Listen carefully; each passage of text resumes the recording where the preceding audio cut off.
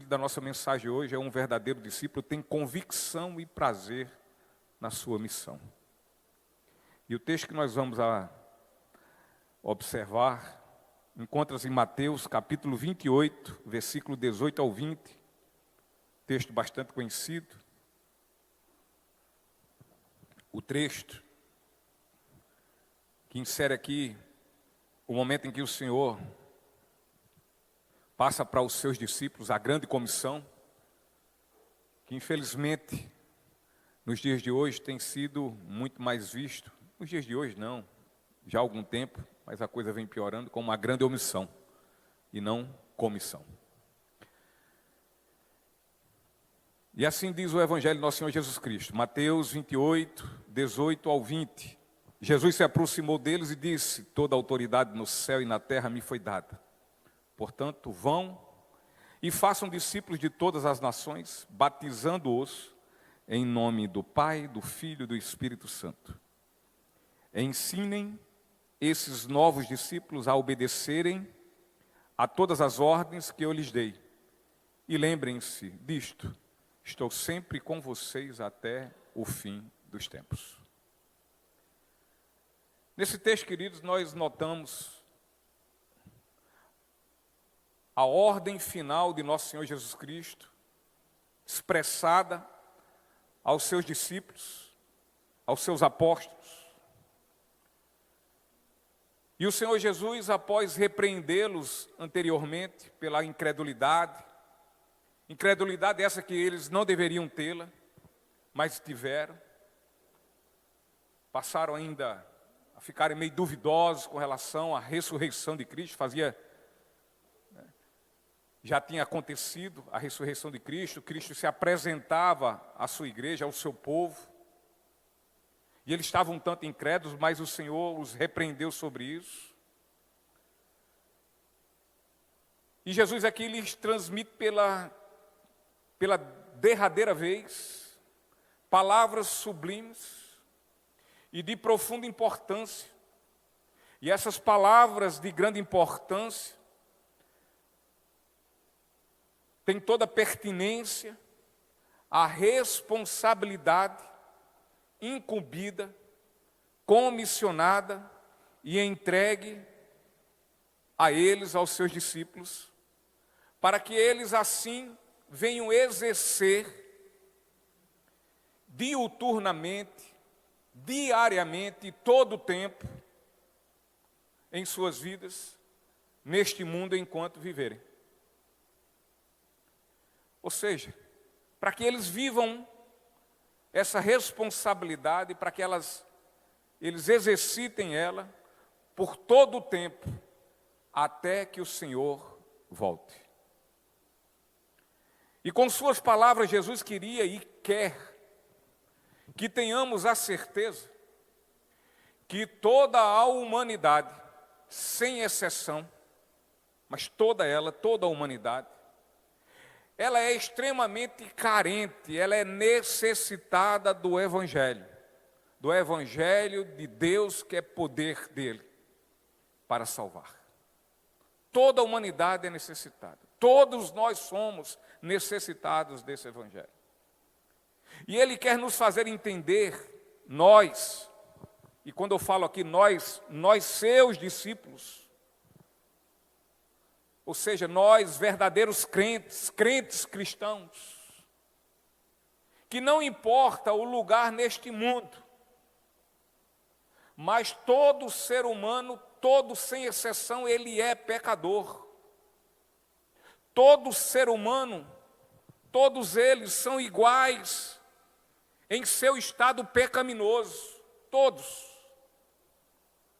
são corruptos, todos são pecadores, e por assim serem, são completamente alienados, afastados e separados de Deus, como diz o apóstolo Paulo em Romanos 3:23, todos pecaram, e por isso destituídos estão da glória de Deus, aquém estão do padrão da glória de Deus. E não interessa se aonde vivem esses seres humanos, Não interessa se eles vivem num país que é altamente desenvolvido, ou se vive num país completamente subdesenvolvido, em completa miséria. Não interessa se esse povo vive nos Estados Unidos da América, ou se esse povo vive nas regiões mais pobres e miseráveis da África. Não interessa se essas pessoas, se esses seres humanos fazem parte de povos civilizados ou fazem parte de povos selvagens, não interessa. Pois o ser humano, por natureza, ele nasce assim. Por natureza, desde a sua concepção, eles são todos iguais, eles são pecadores, destituídos do conhecimento de Deus. Pecadores destituídos do conhecimento do que é santidade de Deus. Pecadores completamente destituídos de conhecimento do que é fé, e fé verdadeira. Pecadores destituídos do conhecimento do que é o amor de Deus.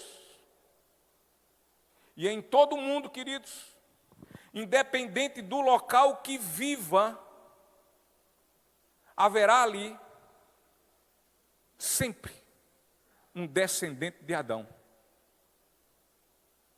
Portanto, é alguém que é nascido em pecado. É alguém que seu coração é cheio de muita iniquidade. E por isso, carece urgentemente de ser purificado.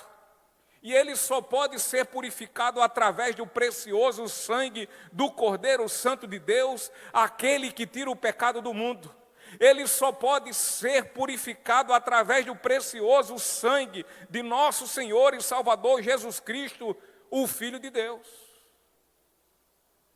E isto, mediante a fé outorgada, esse ser purificado, mediante a fé outorgada, concedida gratuitamente pelo Espírito Santo, só pode ser assim. Quando este passa pelo processo sobrenatural do novo nascimento. É só quando um pecador, ele é purificado do seu pecado. E dessa forma, ele passa agora, em vez de viver separado de Deus, em guerra com Deus, sem paz com Deus, ele agora é reconciliado com Deus, e então estabelece em sua vida a paz com Ele, a paz com Deus. Portanto, nosso Senhor Jesus Cristo, nessas últimas palavras, antes dele ascender, dele subir ao céu, ele quer nos deixar muito claro sobre a salvação anunciada por meio da pregação do seu Evangelho, como João 3,16, porque Deus amou tanto o mundo, que deu seu Filho único, para que todo o que nele crer, não pereça, mas tenha vida eterna. Como Romanos 5,6, quando estávamos completamente desamparados, Cristo veio na hora certa e morreu por nós, pecadores. Como Efésios 2:4-5, mas Deus é tão rico em misericórdia e nos amou tanto, que embora estivéssemos mortos por causa de nossos pecados, Ele nos deu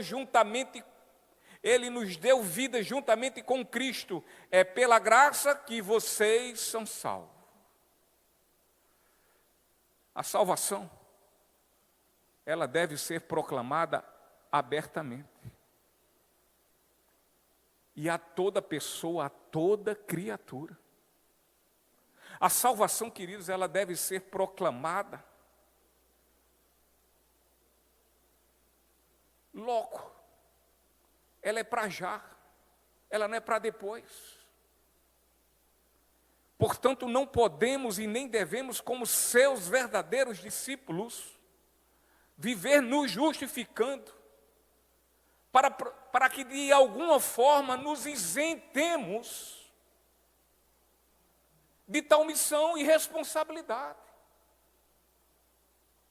Não podemos nos estar arrumando desculpas e justificativas para nos isentar da responsabilidade que o Senhor lançou sobre nós, nos deu o privilégio dessa responsabilidade.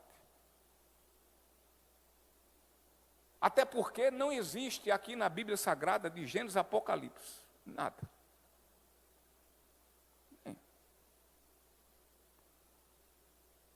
Não tem base aqui nas Escrituras Sagradas, para que assim a gente venha proceder, ou seja, arrumar uma forma de nos justificar, nos isentando de proclamarmos o Evangelho. Não tem aqui. Em nenhum lugar vai se achar isso. Em nenhum lugar nós vamos encontrar uma base para nos isentar dessa responsabilidade. Como muitos têm buscado se justificar para se isentar. Dizendo-se cristãos, dizendo-se nascidos de novo, remidos do Senhor, escolhidos dele, predestinados à salvação, mas se isentam de proclamar esse Evangelho. Mas não tem base para isso. Na vida de um crente não tem. Na vida de um verdadeiro discípulo não existe. Mas muitos têm tentado se isentar de alguma forma, arrumando suas desculpas e suas justificativas. Eu não penso nisso, eu não quero saber disso agora. Quem sabe um dia, quem sabe daqui a uns 10 anos, daqui a 5 anos. E isso já depois de decorrer de alguns anos de um encontro com Jesus. Porque, queridos, se agirmos assim, nós estaremos completamente aquém do que as palavras de nosso Senhor nos querem aqui dizer. Nós estaremos completamente distantes daquilo que Jesus nos comissionou, nos responsabilizou. Nós estaremos completamente aquém daquilo que confirma, assim como também evidencia que verdadeiramente nós somos discípulos. E porque somos discípulos, assumimos a nossa responsabilidade e proclamamos esse Evangelho a toda criatura e em todo lugar.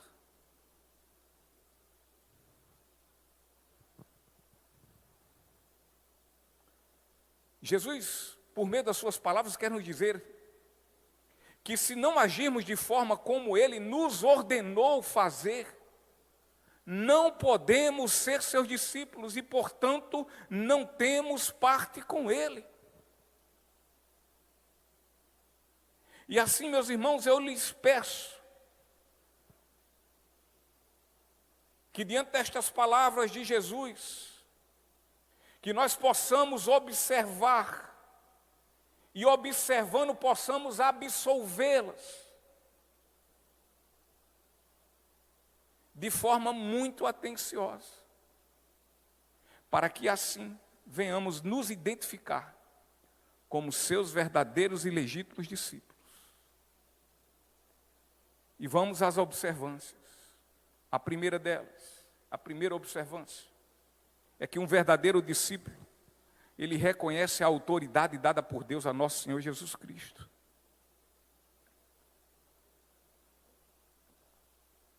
Versículo 18 diz: Jesus se aproximou deles e disse: toda a autoridade no céu e na terra me foi dada. Queridos, toda a autoridade foi dada a Jesus. E aqui não se trata mais do humilde carpinteiro da Galiléia, mas o poderoso Filho unigênito de Deus, que por amar o mundo, o enviou para que os que nele crescem fossem salvos, e assim não mais morressem, porém vivessem eternamente. Filipenses capítulo 2, versículos 6 ao 11, diz assim: embora sendo Deus, não considerou que ser igual a Deus fosse algo a que devesse se apegar. Em vez disso, esvaziou a si mesmo, assumiu a posição de escravo e nasceu como ser humano. Quando veio em forma humana, humilhou-se e foi obediente até a morte e morte de cruz. Por isso Deus o elevou ao lugar de mais alta honra e lhe deu o nome que está acima de todos os nomes, para que ao nome de Jesus todo joelho se dobre, nos céus, na terra e debaixo da terra, e toda língua declare que Jesus Cristo é Senhor, para a glória de Deus Pai. Paulo afirma esta verdade aos cristãos em Filipos, quando diz que Deus exaltou a Cristo acima de qualquer outro nome. E ele foi obediente, e obediente à sua morte e morte de cruz, ressuscitando e vencendo Satanás, vencendo o pecado e vencendo a morte. Aqui está, queridos, uma verdade que atesta a completa divindade de Cristo, que Cristo é Deus, Jesus é Deus, e declara com base na Trindade que Jesus é o unigênito, o único Filho de Deus, que Ele é o Filho do homem, Ele é o Messias, Ele é o Filho de Davi, Ele é o único mediador entre Deus e os homens, e que tão somente por meio dele, de Jesus, é que o ser humano pode ser salvo, não há outro meio. Não há outro. Portanto, Jesus é a sublime fonte de misericórdia. Jesus, queridos, ele é a sublime fonte de graça, de vida e de paz. E dessa forma, como verdadeiros discípulos, não nos frustremos, não nos eximimos, venhamos nos eximir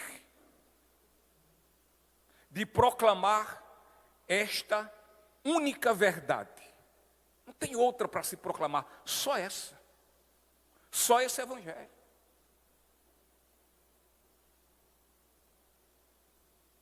A única verdade que tem para se proclamar é que Jesus Cristo é quem tem as chaves da morte e do inferno.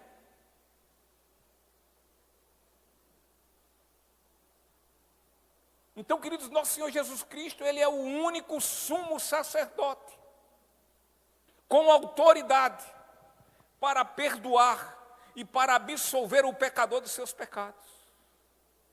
É Jesus a fonte inesgotável de água viva. Somente por Ele que somos lavados e purificados. Queridos, Jesus é o Rei da glória. Jesus é a luz que dissipa as trevas. Jesus é o único que concede a um coração endurecido como bronze a concepção de seu mau caminho e, conseguinte a isso, o arrependimento dos seus pecados. Você não se lembra disso, não?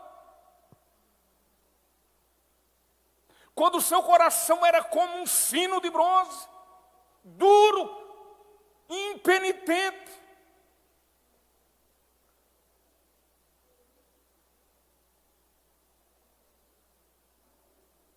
Mas ele derreteu-se como fogo numa barra de cera, pelo poder que há no nome, sobre todo nome, o poder do nome de Jesus. Você se lembra desse dia? Você se lembra do seu encontro com Jesus?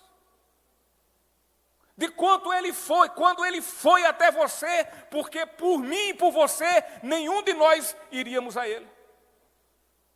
Nós não queríamos saber dele. Mas ele é o único que concede a um coração endurecido o entendimento dos seus pecados, do seu mau caminho, da sua injustiça e do seu merecimento, que é o inferno. E quando Ele dá esse entendimento, ao mesmo tempo Ele gera em nós o arrependimento dos nossos pecados. Nós nos arrependemos. Portanto, só Jesus é o caminho. Só Jesus é a porta. Só Ele é a luz. Só Ele é a verdade. Só Ele é a vida. Só Ele, e somente Ele, é o pastor que conduz a pastos verdejantes. Só Jesus. Ele é o socorro, queridos, que todos nós precisamos. Ele é a fortaleza que nos fortalece. E Ele é o refúgio ainda quando buscamos o seu abraço de graça. Somente aquele que tem Jesus, somente aquele que tem Jesus, e repito mais uma vez, somente aquele que tem Jesus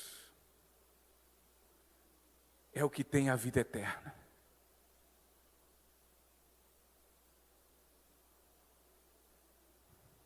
Somente Ele, somente os que têm Jesus é que podem ter vida, e vida eterna. Somente esses, e mais ninguém. Se você não tem Jesus, você não tem vida, e você não tem vida eterna. E portanto, se somos verdadeiros discípulos, se assim somos verdadeiros discípulos, entendemos então que a Cristo foi dada por Deus toda a autoridade no céu e na terra. E esta autoridade, Jesus, Ele concede aos seus discípulos para proclamarem seu evangelho. Se nós somos discípulos do Senhor Jesus, Ele nos dá essa autoridade de proclamar. Qual o medo que você tem? Ou será que você tem vergonha? Ou será que eu tenho vergonha? Se nós temos vergonha de proclamar esse evangelho? Porque se nós o temos essa vergonha, cuidado. Porque aquele que se envergonhar do Senhor Jesus Cristo, ele um dia vai se envergonhar desses diante do Pai.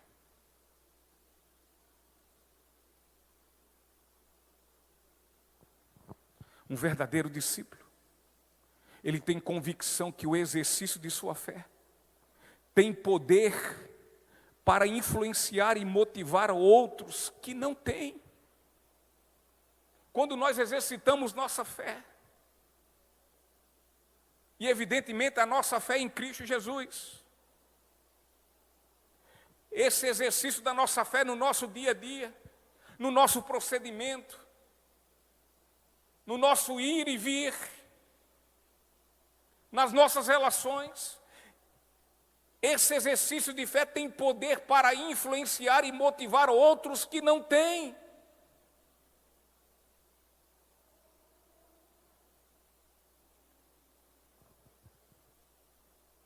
Pastor George Whitefield, britânico, e um grande evangelista no século XVIII na Inglaterra.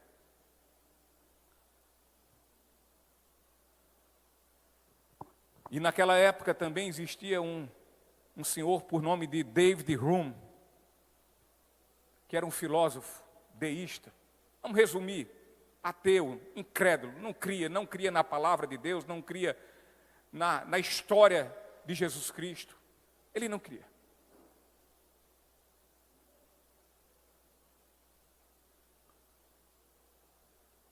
Ele rejeitava profundamente o cristianismo histórico. Para ele, Bíblia Sagrada era um conto da carochinha. inventada por homens, como muitos assim acreditam. Mas esse David Hume, certa vez, ele vinha correndo numa rua em Londres. E então um amigo seu viu ele apressado e correndo.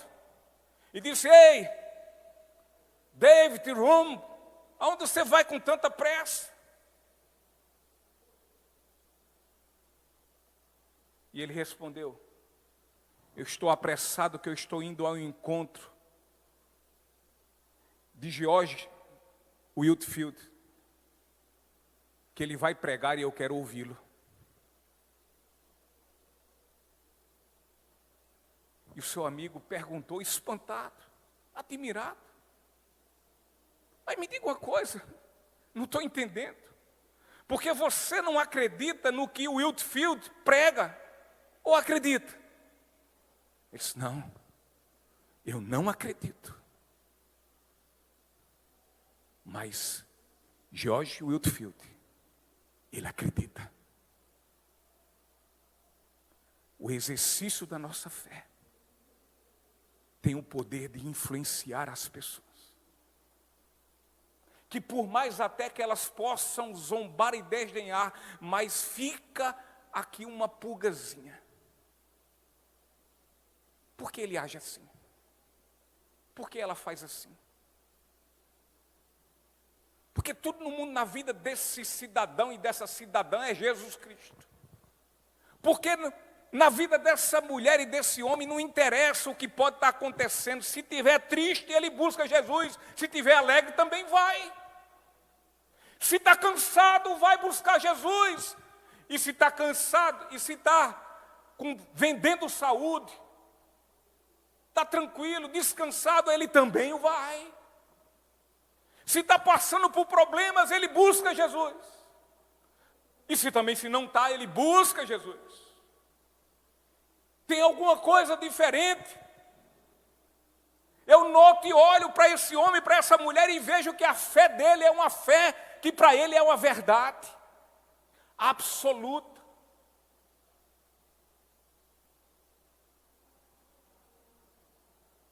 Eu já tentei confrontá-lo várias vezes, mas não tem nada que mude isso na sua mente. Se ninguém na sua casa quer ir para a igreja, ele diz: eu vou. Se ninguém quer evangelizar, ele diz: eu vou. Se ninguém quer fazer missões, ele diz: eu vou. Mas qual o futuro nisso? Tu gasta dinheiro, tu gasta a tua saúde, tu se cansa, faz todas essas coisas. Não importa. Tudo na minha vida não vale nada se eu perder tudo e o nome do Senhor ser glorificado. Ainda que eu morra, mas que amanhã, até na minha morte, o Evangelho de nosso Senhor Jesus Cristo seja glorificado. E aí muitas vezes a gente vê umas atitudes dentro da nossa própria casa, da nossa família. Eu não vou hoje para a igreja. E os filhos olham. É pai não vai, mãe não vai, eu também não vou.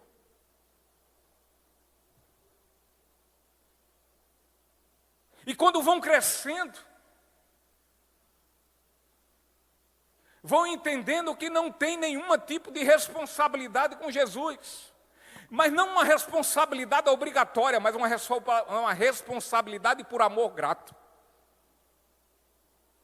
E não influencia. E os filhos vão crescendo, pai e mãe não ia. Eles só iam quando queriam, quando estavam bem, quando estavam com saúde. Se não tivesse chovendo, se não tivesse sol, se tivesse com pouco dinheiro ou se tivesse com muito dinheiro, eles não iam. Eu também não vou. O exercício da nossa fé influencia aqueles que estão ao nosso redor. Talvez não mude a vida do seu filho, da sua filha, do seu marido, da sua esposa, mas uma coisa é certa, que não podem apontar o dedo assim: Você me pede que eu ande com Jesus, vá atrás de Jesus, e você? E sua fé?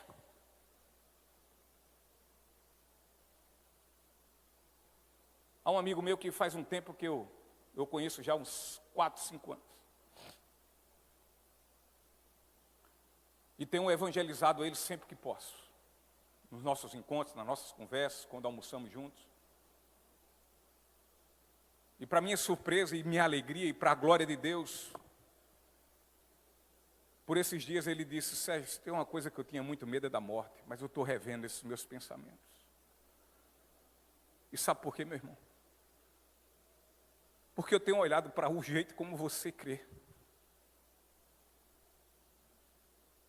Eu já não estou tão pensativo com relação a isso. Eu estou entendendo que de fato tem um Deus que é o Deus da vida. Eu estou entendendo que de fato existe um Deus, que existe algo que eu não entendo ainda, mas eu estou entendendo que existe. Ainda que minha fé seja tão pequena que eu não consiga crer nesse algo que eu acho que é imensamente grande.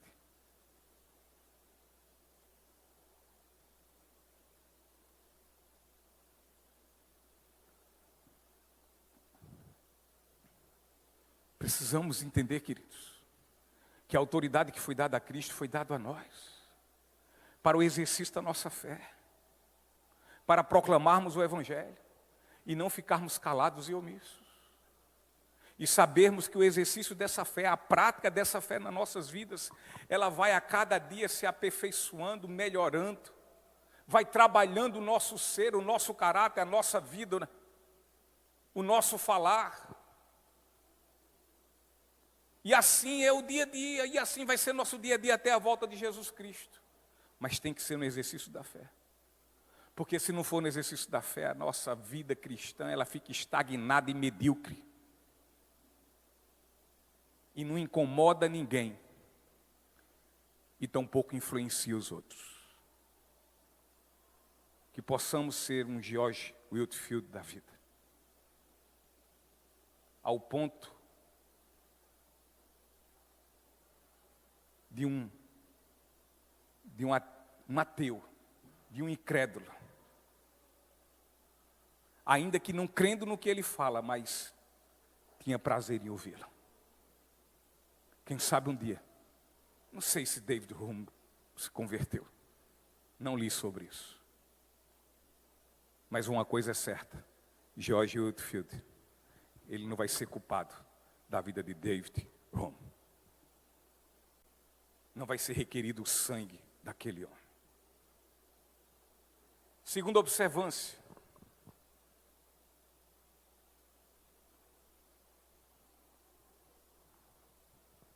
É que um verdadeiro discípulo tem convicção da missão dada por Jesus e nela ele tem prazer.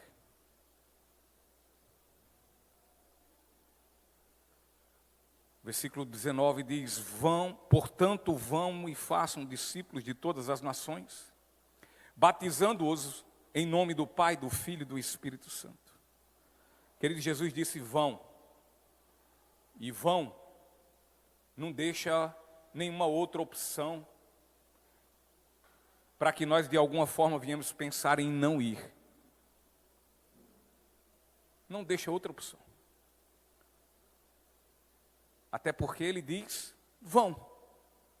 O que é totalmente contrário de ele dissesse, não vão. Ele diz, vão. Atos capítulo 1, versículo 8 diz, mas receberão poder quando o Espírito Santo descer sobre vocês. O Espírito Santo desceu sobre nós, amém? O Senhor diz, receberão poder quando o Espírito Santo descer sobre vocês. E para quê? Para que propósito? Segue a fala de Lucas em Atos. E serão minhas testemunhas em Jerusalém, em toda a Judéia e Samaria, até os confins da terra. Serão minhas testemunhas. Testemunhas de quê? Do que Cristo fez nas nossas vidas. do que esse evangelho que nos alcançou, transformou-nos, nos fez nova criatura. Queridos, estava no plano de Deus que a evangelização começaria a partir de Jerusalém. A ordem era ao judeu e depois ao grego, como está lá em Romanos 1,16. Mas nesse instante, chegava a hora de expandir a proclamação do evangelho por todo o mundo, por todo lugar. É preciso também entender que este vão não se restringe em ir somente à igreja dia de domingo, naquele compromisso dominical. Mas também de ir anunciar as boas novas a toda criatura. Aqui fica também totalmente claro, fica completamente evidente que não há como ir sem que antes venha. A gente não pode ir se a gente nunca foi.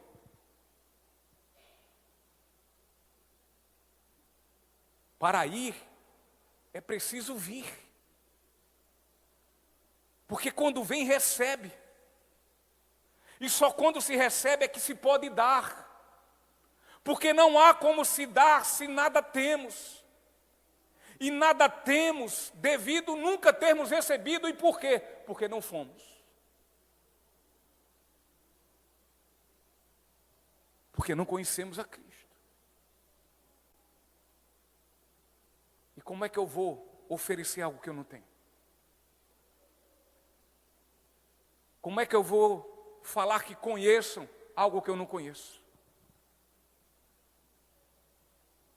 Mas eu quero entender que nesta noite eu estou falando a pessoas que foram e receberam e, portanto, conhecem. E se receberem e conhecem, tem o que dar e tem o que apresentar.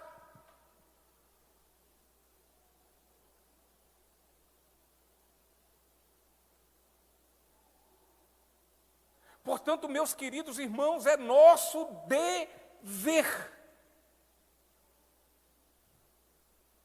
nos submeter a estas palavras sublimes e poderosas de nosso Senhor Jesus Cristo, quanto à obra missionária da proclamação do Evangelho, seja em nossa própria terra, quanto nos mais longínquos lugares, nas regiões mais distantes.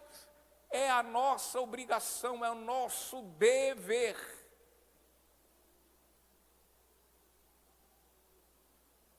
Colibris é o bairro onde essa comunidade aqui, IEB Comunhão, se instalou.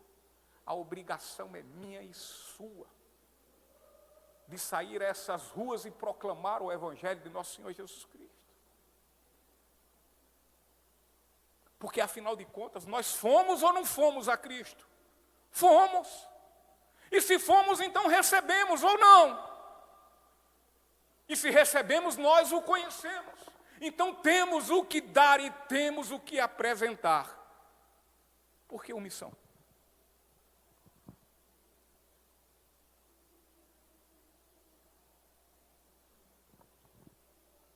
Se nós não temos como proclamar o Evangelho na Ásia ou na África, então que anunciamos a sua luz às trevas que se encontram na nossa própria casa e na nossa vizinhança. Mas como? Se nós não exercitamos a nossa fé de uma forma tal de influenciá-los.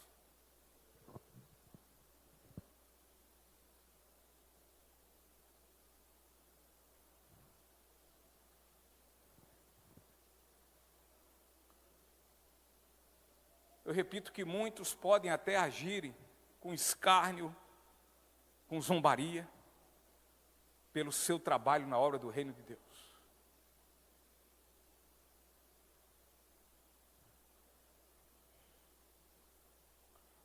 Muitos com certeza vão desaprovar sua luta, seu suor, seu labor, sua insistência, sua persistência.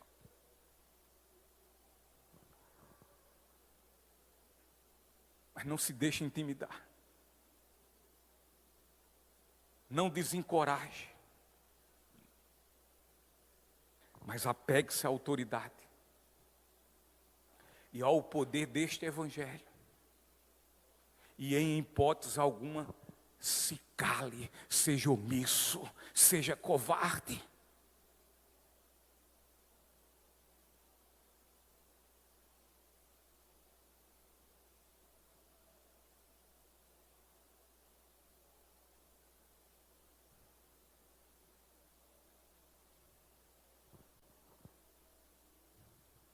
Jesus nos diz, vão. Ou seja, tendo vocês ido, portanto, façam discípulos.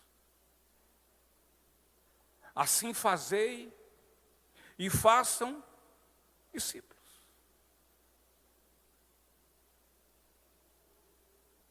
E queridos, fazei e façam discípulos está aqui no imperativo.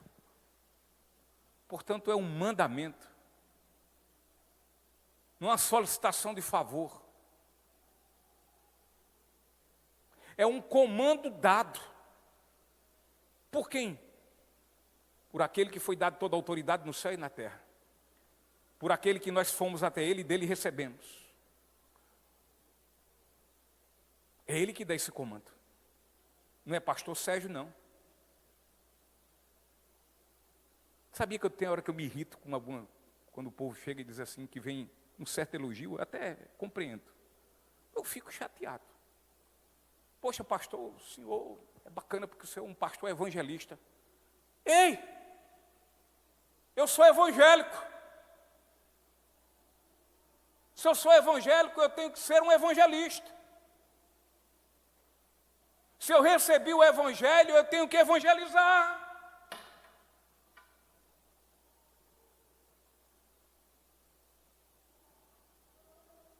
Porque a sua visão, minha não!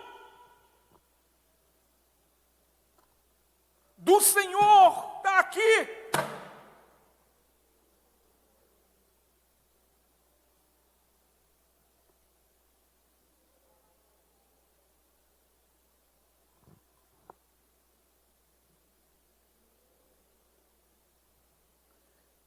É um comando dado por Jesus. É uma ordem enérgica, urgente e intransferível. Se você foi aquele que foi e recebeu, a ordem é para você. E você não pode transferir para ninguém, é intransferível. É feito cartão de crédito. Aquele é seu.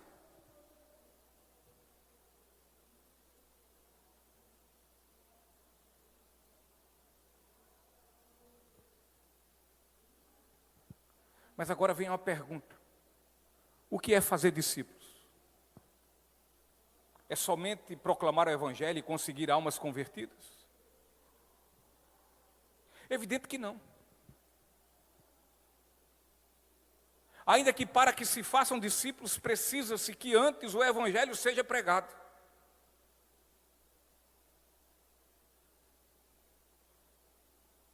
E o pastor William Hendricks, ele diz o seguinte: a expressão façam discípulos põe maior ênfase sobre o fato de que tanto a mente quanto o coração e a vontade devem ser conquistados por Deus.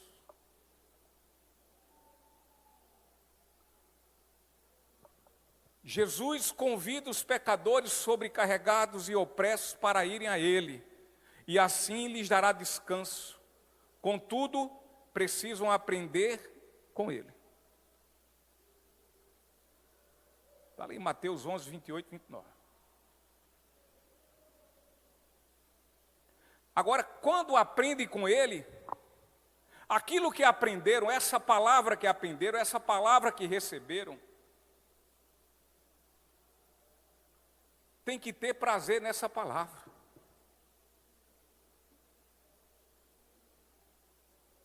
E ter prazer na sua palavra, queridos, amar a sua palavra, implica não somente ouvir, mas praticar.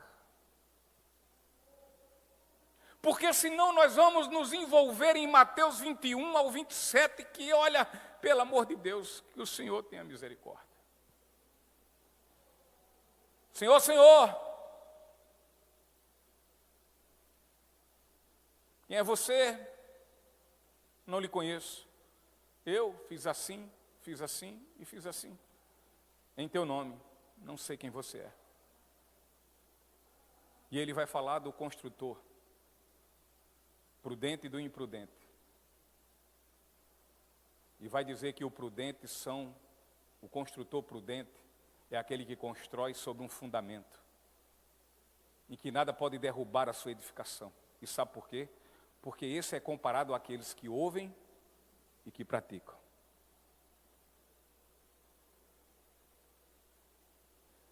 Ensinar, ensina. E acredito que todos nós nessa igreja, nós já aprendemos muito do Senhor. Tudo não. Ninguém aqui aprendeu tudo. E nem vai aprender tudo do Senhor. A gente pode até aprender muitas coisas dele e continuar aprendendo. Conhecendo e continuando a conhecer. Até que ele volte. E até porque tudo dele não tem, porque ele não nos revelou tudo. Tem coisas que é com o Senhor. Tem coisas que só lá na glória. E assim mesmo, quando chega lá, ele diz, Senhor, aquilo, ele diz, não lhe interessa, fica aí no seu canto. Você não creu? Creu. Então, tem fé? Tem. Então pronto. É mistério.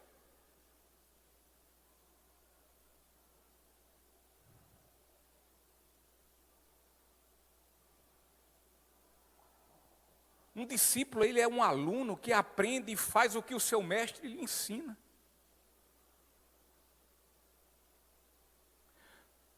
Um discípulo deve, por gratidão, não é por outra coisa não é por obrigação, não é por uma religiosidade, não é porque meu nome está na relação de membros da Igreja Evangélica Batista Comunhão, não é por isso, mas um discípulo, por gratidão, ele proclama a verdade do Evangelho, ele deve falar do amor de Deus ao mundo todo.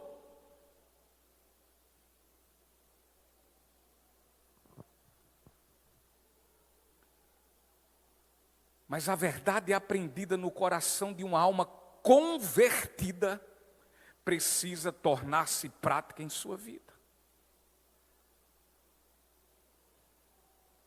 Aquele que conhece a verdade deve lutar em vivê-la. Fácil? Eu sei que não é.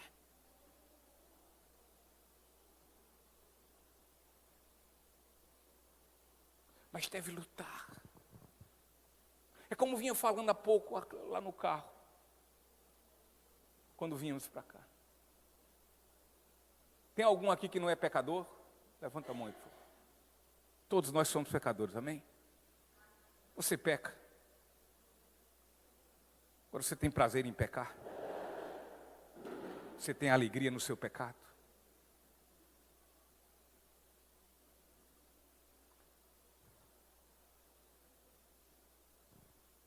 A gente aprende, bota em prática. Quando não coloca em prática, a gente ora ao Senhor, pede graça, misericórdia. Senhor, me ajuda, vem em meu favor, tem misericórdia de mim. E o Senhor vai tratando com cada um do jeito dele. Um é na conversa, outro é no puxão de orelha, e outro é no cipó de boi mesmo. Aí vai depender do jeito dele. O Senhor trata com cada um de forma diferente. Mas o fim é um só. É levar esse a aprender, viver e vivendo, o nome dele seja glorificado.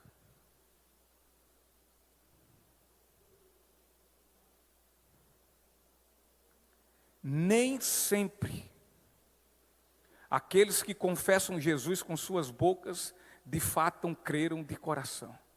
Nem sempre. Uma coisa é confessar com a boca, outra coisa é crer de todo o coração. Nós devemos entender que se somos verdadeiros discípulos de Cristo, nós devemos ser boca de Deus às nações. Deus tem um grande e poderoso exército de anjos, queridos, ao seu dispor, ao seu comando. Eles estão plenamente prontos a atender às suas ordens. É só ele fazer assim, ó. Ele já sabe o que é e o que tem que fazer, e fazem perfeitamente. Mas o Senhor escolheu, foi a mim e a você, foi a nós, o que fomos a Ele e dele recebemos. Foi esses cretinos pecadores que o Senhor escolheu para nós recebermos sua salvação. E recebendo sua salvação de forma gratuita, para que da mesma forma que recebemos, venhamos dar às almas perdidas que estão por aí, e inclusive muitas vezes dentro da nossa casa.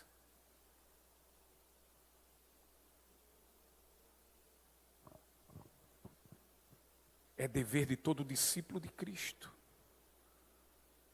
fazer todo esforço, seja de forma individual, seja sozinho, mas também coletivamente, junto com a igreja. É dever. Para que dessa forma as pessoas venham a conhecer nosso Senhor Jesus Cristo. Se acaso não devemos, se acaso não entendemos por esse lado, se acaso nós não viermos dar atenção a esta ordem, se acaso nós viermos sermos negligentes, um nome bonito para irresponsáveis, omissos, com esse dever como discípulos que nós dizemos que somos, a pergunta é: que tipo de fé é esta que eu e que você tem, que nós temos? Que tipo de fé é essa? Que tipo de amor cristão é este? Eu acredito, pelo que a Bíblia fundamenta, que se uma pessoa não tem desejo no seu coração que o Evangelho se faça conhecido no mundo inteiro, a sua vida cristã é deveras questionável. Ou seja, será que esta pessoa conheceu de fato este Evangelho? Eu conheci, estou salvo, e o resto se vire. Dantes, vá para o inferno. Estou nem aí.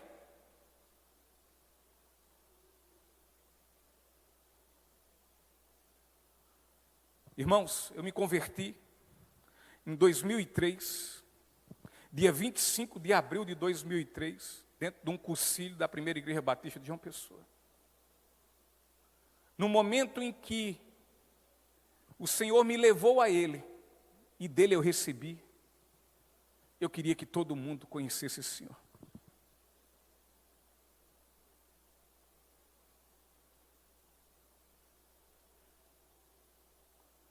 A igreja lá onde eu me converti, ela passou a ser a minha igreja, e é uma igreja que eu amava. Tinha coisa que eu não gostava? Tinha. Mas eu amava a minha igreja. E sabe por quê? Porque em meio a todas as coisas que haviam diferenças, que eu não concordava com isso ou com aquilo outro, mas uma coisa era fundamental. Lembra-se da pregação passada, domingo? Foi domingo? Cristo era fundamental, porque antes eu amava a Cristo.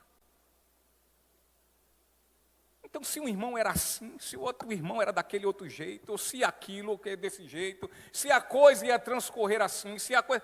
Eu não entendo. A outra coisa, eu quis me envolver naquilo aonde eu fui salvo por Jesus. Eu me envolvi imediatamente no cursilho. Fui trabalhar no cursilho. E para mim tanto fazia o que eu ia fazer. É feita aquela história, o que eu queria era estar na festa, meu irmão. Eu queria era estar no meio. Eu queria estar ajudando todo aquele povo 50, 60, 70 homens, levando mais 100 e poucos homens a Jesus, como eu fui levado. E foi fazer o que lá? Fui lavar prato, fui varrer chão.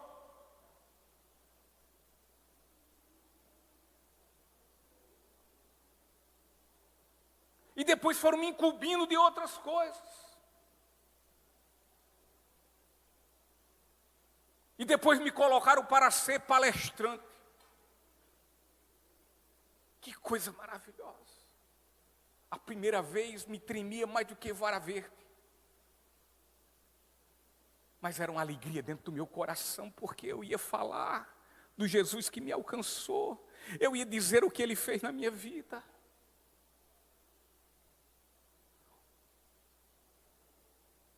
Os encontros de reuniões desse cursilho eram todas as segundas-feiras e eu estava lá todas as segundas-feiras. Na terça tinha culto e oração, eu estava na minha igreja porque eu amava a minha igreja. E por quê? Porque o amor maior da minha vida eu encontrei lá. Lá que eu conheci meus irmãos. Lá que eu fui abraçado.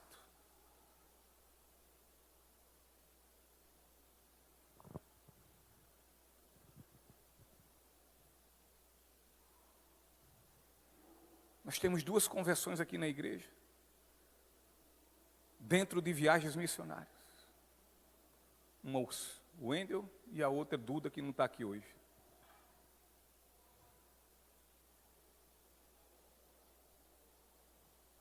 Se tem uma coisa que eu acredito que deve arder no coração desses dois, é uma viagem missionária, porque foi exatamente dentro de uma viagem missionária que foram alcançados por Jesus. E tantas outras atividades que forem, tantas outras dinâmicas que possam ter, contudo que o Evangelho seja pregado. Contudo que o objetivo seja almas para Jesus. Porque as atividades de uma igreja, elas têm que estar inseridas nisso, não em oba-oba, mas na pregação do Evangelho. Encontro de homens, pregação do Evangelho, a fim de que homens sejam alcançados. Incri, ducri, sei o que for, para quê? Alcançar crianças. Vamos alcançar, através de quê? Da pregação do Evangelho. Para que quando essas pessoas de fato tiverem seu encontro com Cristo, elas puderem amar a igreja delas, porque foi nessa igreja que elas encontraram Cristo, e é por conta de Cristo que elas vêm para essa igreja.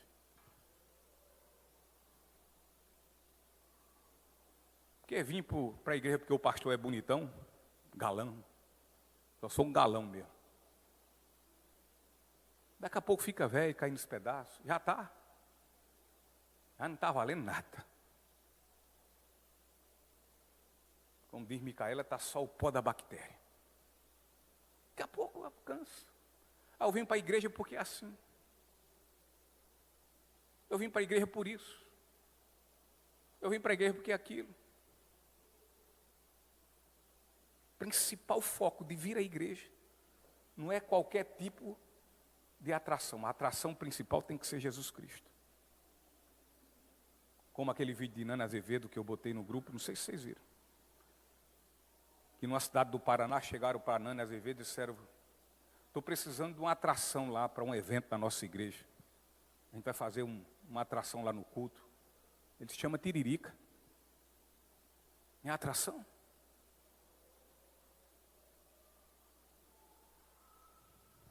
Terceira observância. Um verdadeiro discípulo tem prazer, orgulho e alegria de confessar e ver outros confessando publicamente aqueles que creem em Jesus. O Senhor Jesus diz: batizando-os em nome do Pai, do Filho e do Espírito Santo. Jesus, queridos, ele é claro sobre esta ordem quando diz aos seus discípulos que batizem todos quanto creem em seu nome. Contudo, meus irmãos, precisamos entender que o batismo é algo meramente externo. Portanto, o batismo não é condição alguma para ser salvo.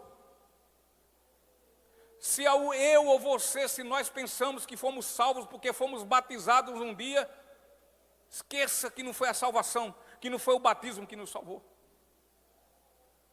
O caso do ladrão da cruz é um exemplo claro do que afirmamos agora.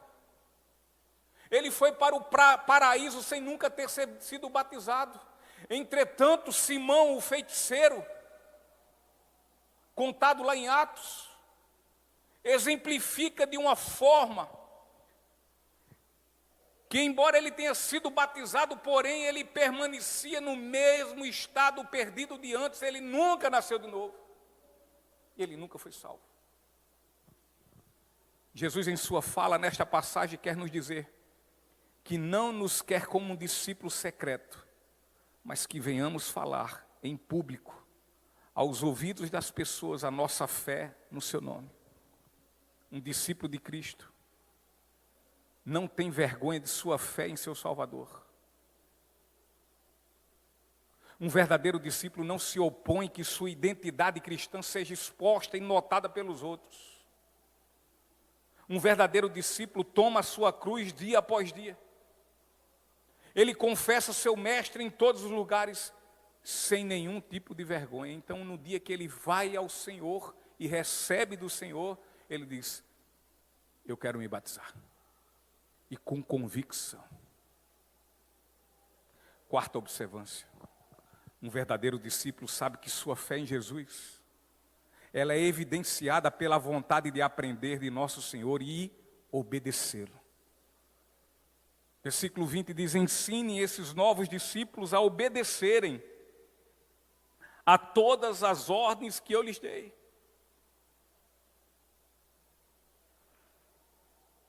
Não é só ter vontade de aprender, é aprender e obedecer. A igreja primitiva tinha a preocupação de que alguém que havia ouvido o Evangelho, antes dela ser aceita como membro, deveria dar fruto do arrependimento genuíno e também ter sido discipulado.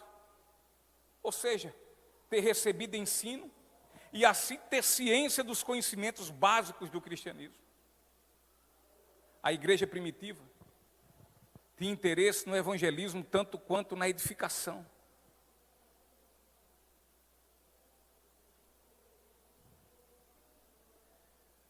A igreja primitiva tinha interesse na conversão de almas, como também na santificação destas almas.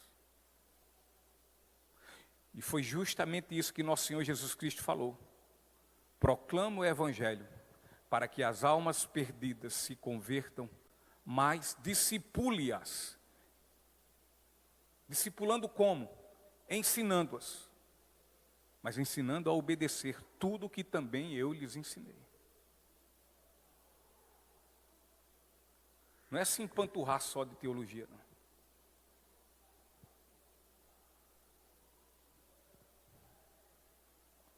Analisando bem o que Jesus nos fala, poderemos entender que o quanto é inútil um cristianismo nominal, o quanto é inútil um cristianismo superficial, exterior e de só aparência.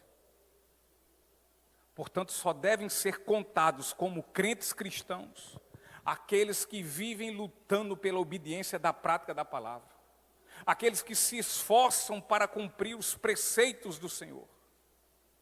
A água do batismo, a ceia do Senhor com seus elementos, não pode salvar ninguém. Não há esperança alguma pelo fato de alguém ir à igreja, escutar as mensagens, concordar com elas, contudo sua vida cristã não vai nada além disso. Um cristão, ele deve ser ensinado, e sendo ensinado deve colocar em prática o que lhe foi ministrado. A essência e propósito do discipulado é fazer com que o discípulo a cada dia se pareça com seu mestre. Só há uma forma disso acontecer. É mediante o ensino sistemático e detalhado da palavra ao cristão. Que este, sendo então um verdadeiro discípulo, ao tempo que absorve, se submete à mesma palavra, ao mesmo ensino. Aprende, se submete. Aprende, vai lutar em viver.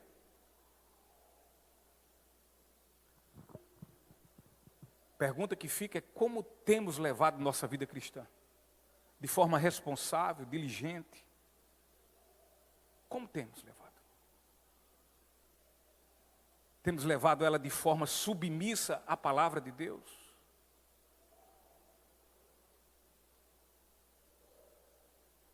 Em nossas vidas há um reflexo da luz de Cristo.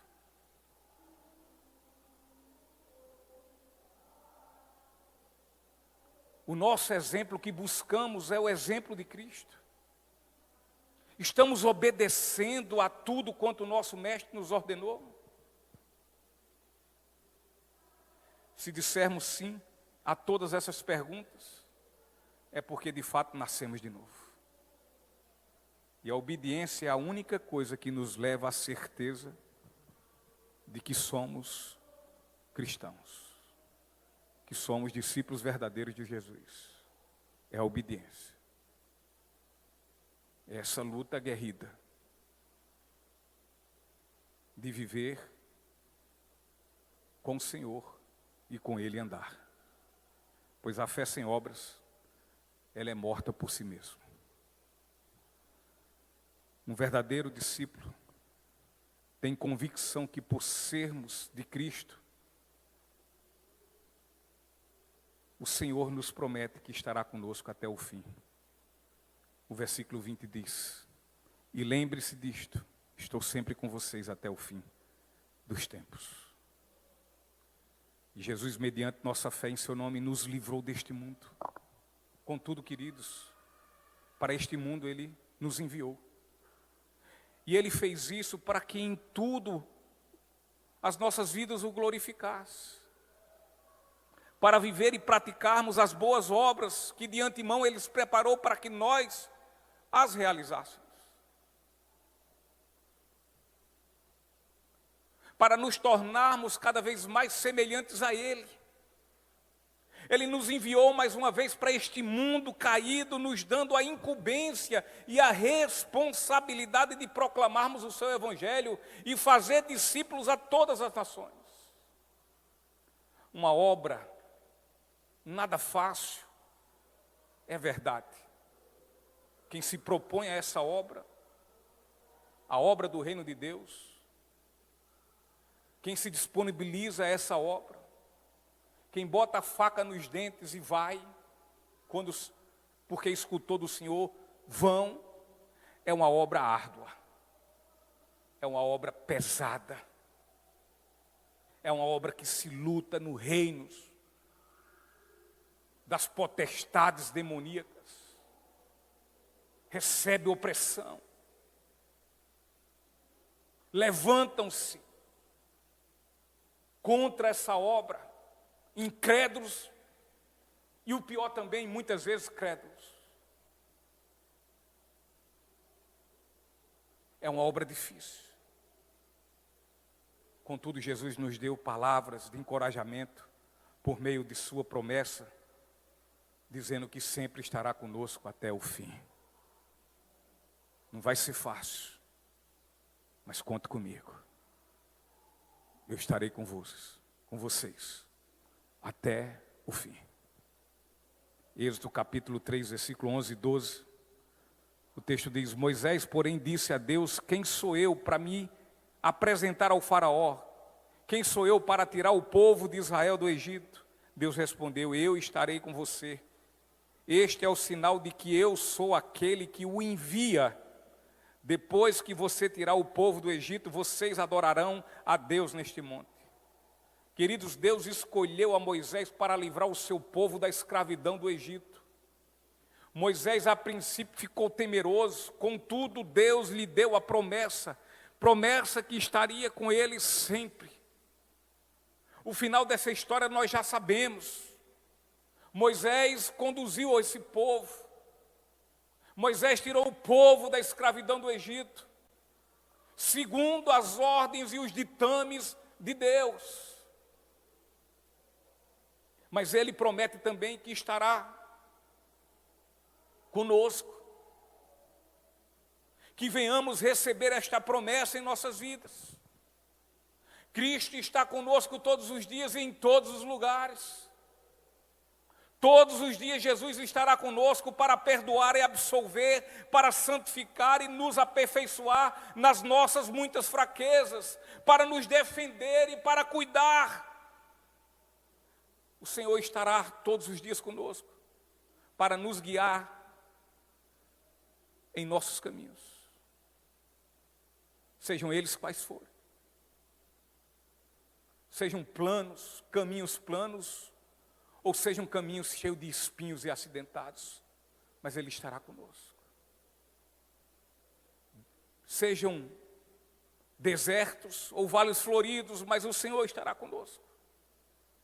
Sejam caminhos com lágrimas ou com sorrisos, sejam caminhos cheios de saúde ou em meio a profundas enfermidades, mas o Senhor estará conosco, é promessa dEle. Seja pelo caminho na vida, ou mesmo com um pé na sepultura, mas o Senhor estará conosco.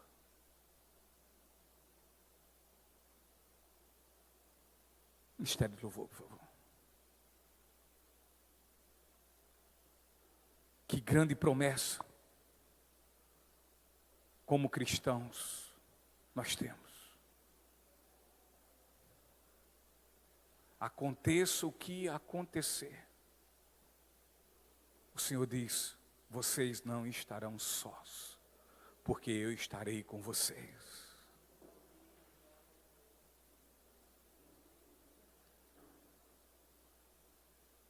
Podemos estar vendo a morte, mas se nós estivermos vendo a morte, assim como naquele vídeo do pastor Subirá, quando ele fala sobre que a tradição, que a história diz, a história com H diz, que em Roma o louco imperador queimava cristãos vivos em postes, iluminando as ruas e as praças de Roma. Enquanto eles não eram incendiados, eles presos, amarrados nesses postes, eles cantavam hinos de louvor ao Senhor. E o pastor Subirá, ele diz que quando as chamas começavam a atingir os seus corpos, eles começavam a se contorcer em dores e paravam de cantar, porque não tinha mais como cantar. Mas o outro vizinho, que a chama ainda não tinha pego, não estava queimando o seu corpo, ele continuava a cantar.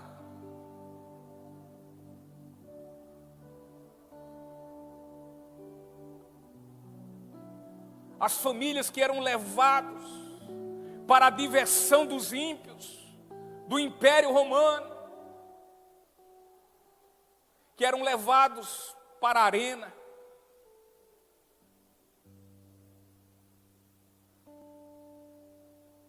se ajoelhavam juntos, pais, mães e filhos, oravam, louvavam o Senhor enquanto os leões eram soltos de suas jaulas e os atacavam, e os mordiam e comiam suas carnes até que morressem.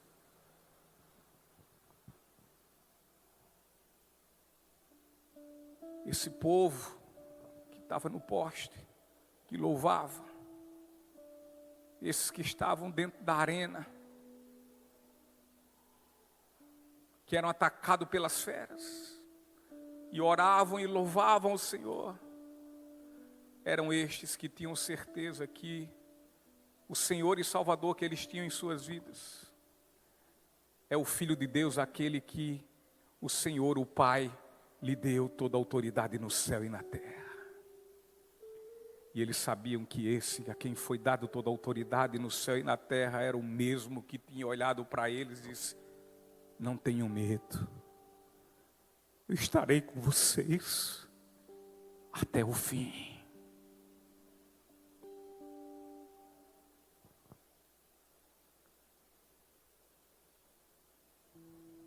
Se por acaso nas nossas caminhadas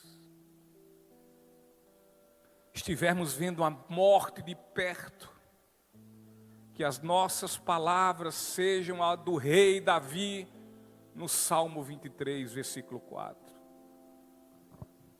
Quando o rei Davi diz: mesmo quando eu andar pelo escuro vale da morte, não terei medo, pois tu estás ao meu lado, tua vara e teu cajado me protegem. Jesus falou que estará conosco até a consumação do século, até o fim, até quando Ele vier. Aquele que prometeu, queridos, Ele é fiel para cumprir. Que possamos olhar para esses irmãos do passado e os muitos irmãos do presente que estão sofrendo perseguições e correndo risco de morte. Que venhamos nos envergonhar das nossas murmurações e reclamações. Como disse o pastor Subirá, porque estou sem dinheiro, porque perdi o emprego, porque bati o carro, porque briguei em casa, porque ninguém liga para mim, porque ninguém fala comigo, porque alguém me ofendeu.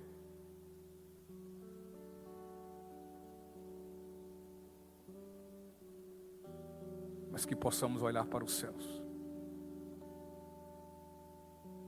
e confiantemente façamos a obra que nos foi responsabilizada e comissionada, e façamos na certeza que o Senhor estará conosco até o fim.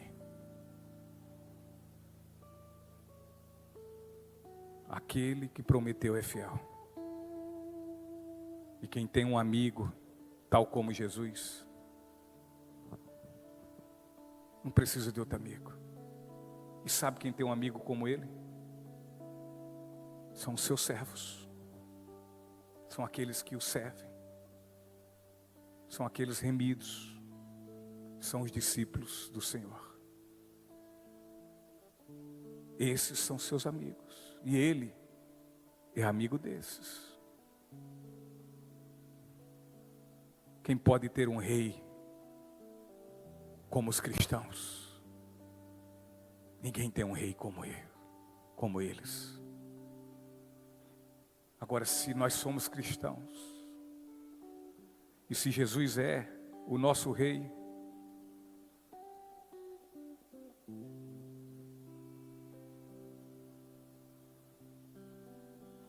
o conselho que eu posso dar a você e a mim é que escutemos e aprendemos os seus ensinos e depois façamos tudo quanto Ele nos ordenar.